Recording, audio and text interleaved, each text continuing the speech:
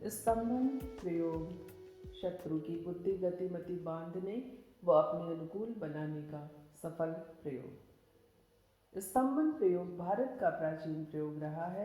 यह मूलतः तांत्रिक प्रयोग है, अतः किसी भी साधक को ईर्ष्या, द्वेष आदि के कारण इस प्रकार के प्रयोग नहीं करने चाहिए। साथ ही उन्हें योग्य गुरु के निर्देशन में ही इस प्रकार की साधनाएं संपन्न करनी चाहिए। पाठकों व श्रोताओं की जानकारी के लिए प्रामाणिक स्तंभन प्रयोग प्रस्तुत है।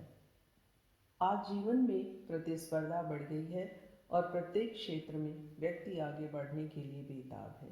इस बेताबी में उसे भले बुरे का भी ज्ञान नहीं रहा है और वह हर दृष्टि से अड़चने डालने में ही अपना सुख समझता है।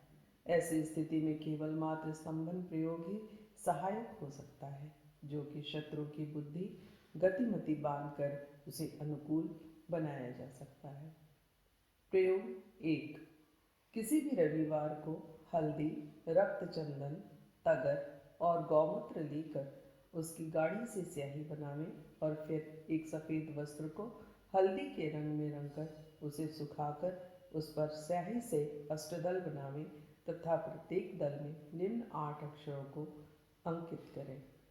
1 ओम, 2 ओम, 3 ग्लोम, 4 ग्लोम, 5 चम, 6 टम, 7 चम, 8 टम। अष्टदल के भीतर शत्रु का नाम लिखकर उसके आगे स्तंभय शब्द अंकित करें। इसके बाद उस वस्त्र को समेटकर पीले धागे से बांध लें और उस पर 7 लोहे की कीलें रखकर जहाँ दीमक लगी हो उस मिट्टी को लेकर कीलों पर छिड़क दें और फिर उस पर पीला धागा लपेटकर भेड़ का मूत्र छिड़क दें। फिर उस वस्त्र को एक हाथ गहरा गड्ढा खोदकर उसमें रख दें और उस पर पत्थर रखकर गड्ढे को बंद कर दें। इसके बाद साधक को हल्दी की माला से नैऋत्य दिशा की ओर मुँह करके निम्नलिखित मंत्र की माला नित्य फेरनी चाहिए। इस प्रकार 11 दिनों तक करने से शत्रु वश में हो जाता है।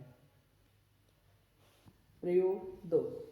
कुछ ग्रंथों में स्पष्ट है कि इस प्रकार का जो वस्त्र तैयार हो उसे गड्ढे में न गाड़कर वस्त्र को समेटकर अपने नीचे रखकर उस पर बैठकर नैऋत्याभिमुख होकर निम्न मंत्र का 1000 जप हल्दी की माला से करने से शत्रु वश में हो जाता है।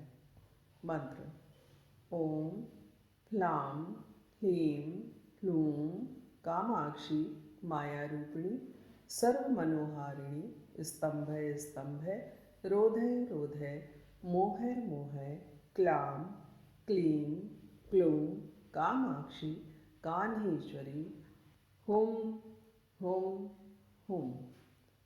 साधक को इस बात का ध्यान रखना चाहिए कि मजाक के लिए या मन में दुर्भावना रखकर इस मंत्र की साधना नहीं करें। यदि कोई व्यक्ति प्रगति में बाधक बन रहा हो और अनेक प्रकार के उपाय करने पर भी बाधा पहुंचाना नहीं रोक रहा है, तो उसके लिए इस साधना का प्रयोग करना चाहिए।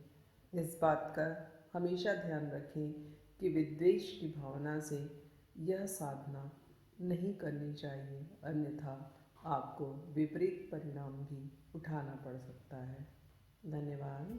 प्रेम से बोलिए पूज्य श्री सतगुरुदेव की जय।